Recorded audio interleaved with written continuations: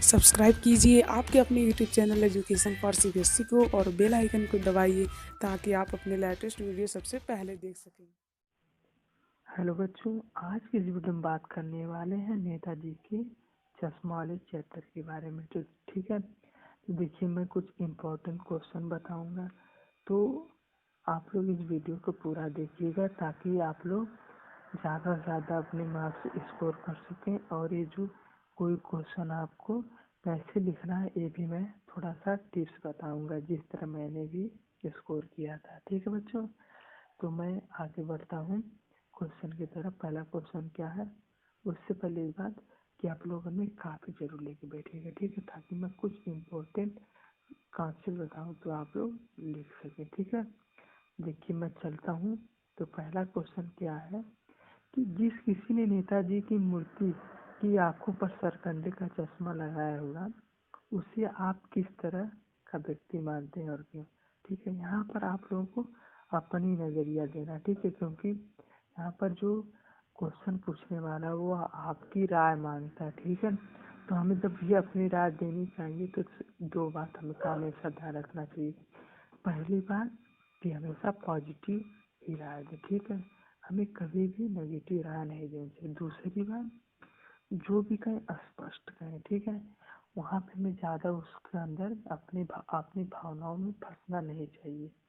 देखिए पहली बात, आपको ये तो नॉर्मल है कि किस लिए लगाया होगा, पहले उसके अंदर देशभक्ति की भावना रही होगी। ठीक है, दूसरी बात कि उसे अपने देशभक्तों से बहुत ज़्यादा ही प्रेम रहा होगा और उसके अंदर देशभक्ति की प्रबल भावना रही होगी।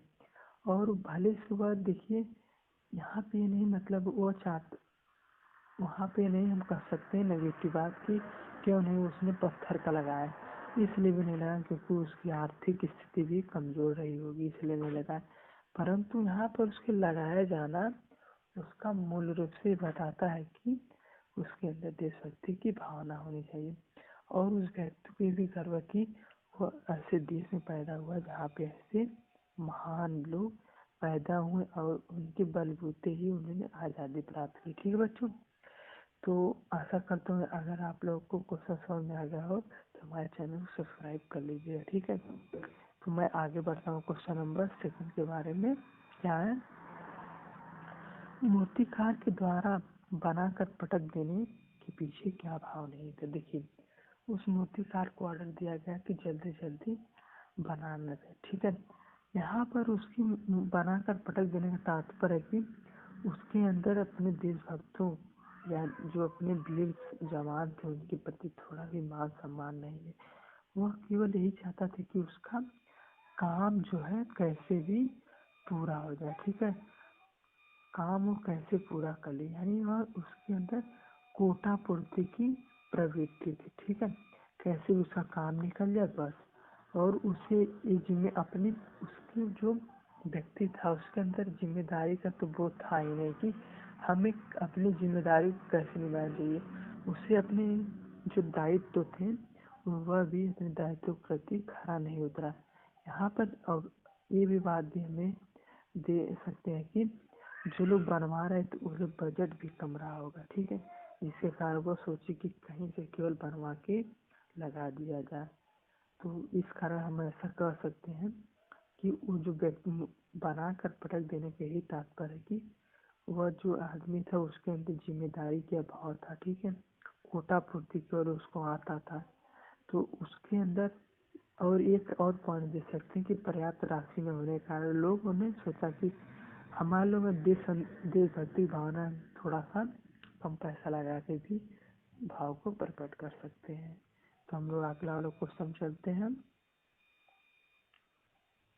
जो हमारा क्वेश्चन नंबर 4 है, इसमें भी देखिए, इसमें भी हमारी मनोभाव को जो है क्वेश्चन जो पूछ रहा है वह समझाना चाहता। ठीक है, यहाँ पर पूछा अपने दैनिक कार्यों में किसी न किसी रूप में हम भी देशभक्ति की भावना प्रकट कर सकते हैं। ठीक है, तो यहाँ पे यही पूछा गया है कि आपका क्या नज़रिया है देशभक्ति के प्रकट करने के रूप में। ठीक है, देखिए हम क्या कर सकते हैं, मैं अपना राय दे रहा हूँ, आप लोग भी अपनी कुछ राय दे सकते हैं। ठीक है, आप लोग अपनी राय कमेंट बॉक्स में जरूर बताइएगा।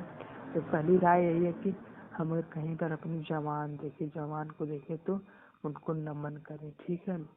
दूसरी बात ये है कि हम छोटी छोटी हमें उनका मान सम्मान जरूर करना चाहिए, ठीक बच्चों। और तीसरी बात, हमें उनका सौहार्द बनाए रखना चाहिए, ठीक।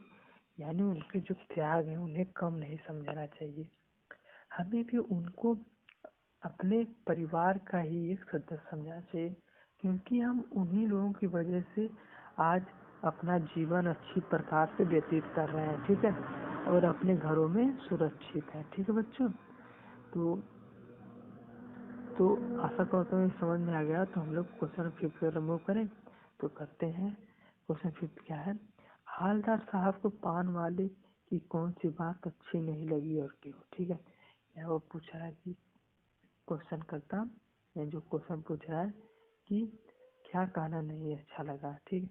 देखिए, जो पान वाला था वास्तव में द्रवित हृदय का था, ठीक है ना, लेकिन वो थोड़ा सा क्या था, चतुर विचार का था ने, यानी जो आता मन में हो थोड़ा बक देता था।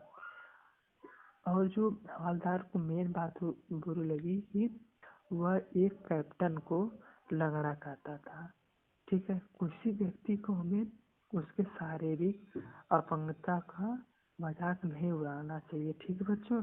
अगर मान लीजिए कोई किसी का इसी वजह से अपंग है, यानी किसी का विकलांग है, तो मजा नहीं उड़ाना चाहिए, ठीक है। तो हालदार साहब को पान वाले की मुख्य रूप से ही बात बुरी लगी कि वह शारीरिक रूप का उसका मजाक उड़ा रहा है, ठीक बच्चों। तो मैं आगे बढ़ता हूँ। क्या क्वेश्चन नंबर 6। आप लोग चाहे तो जो क्वेश्चन का जो आंसर दिया वो भी थोड़ा सा पढ़ के कुछ पॉइंट को फाइंड आउट भी कर सकते हैं, ठीक बच्चों। तो ये अगला क्वेश्चन क्या है? पान वाले के लिए एक मजेदार बात थी, लेकिन हालदार साहब के लिए चकित और द्रवित करने वाली। इस पंक्ति से कवि ने किस बात की ओर संकेत किया गया, ठीक है। तो यहाँ पर जैसे पान वाला जो था वह उसके अंदर देशभक्ति की भावना थी, लेकिन थोड़ी कम थी, ठीक है। तो वह इस बात की ओर संकेत किया गया है कि जब नहीं आए थे हालदार साहब तो कहे थे कि यार इस पर जो पत्थर का जो है, पत्थर का वो जो क्यों नहीं है, पत्थर का चश्मा क्यों नहीं है। तो यहाँ पर मेन रूप से पत्थर चश्मा इसलिए नहीं था क्योंकि जो वो बनाने वाला था, जो बनाने वाला था मुख्य रूप से जल्दीबाजी करके काम को खराब कर दिया, ठीक है। या तो उसे उसके अंदर ऐसा कोई गुण न रहा हो कि वह पत्थर का भी चश्मा बना सके, यानी ट्रांसपेरेंट। तो यहाँ पर उनके लिए एक ही बात बुरी लगी थी उसकी, कि वह कहा कि जो चश्मा है ओरिजिनल रूप से बनाया ही नहीं गया। यह उनको बात बहुत ही आश्चर्यजनक लगी और द्रवित इस बात का हुआ, यानी वह थोड़ा सा क्या कर सकते थे, थोड़ा सा इसलिए मूल रूप से उसकी तरफ आकर्षित हुए क्योंकि ओरिजिनल चश्मा जो सरकंडे का चश्मा था और हर दिन बदल जाता था, ठीक है बच्चों। हर दिन बदल जाने के चश्मा की वजह से तो कभी या लेखक आश्चर्यचकित हुए थे। तो बस बच्चों आज के लिए इतना ही। अगर आप लोग यहाँ तक आ चुके चैनल सब्सक्राइब किए बिना मत जाइएगा, ठीक है, मेरा निवेदन है। और मैंने कई वीडियो बनाए हैं, तो उसको भी आप लोग जाके देख सकते हैं सारे चैप्टर का, ताकि आप लोगों का सारे कॉन्सेप्ट क्लियर हो जाए। तो बस आज के लिए इतना ही, मिलते हैं अगली वीडियो में।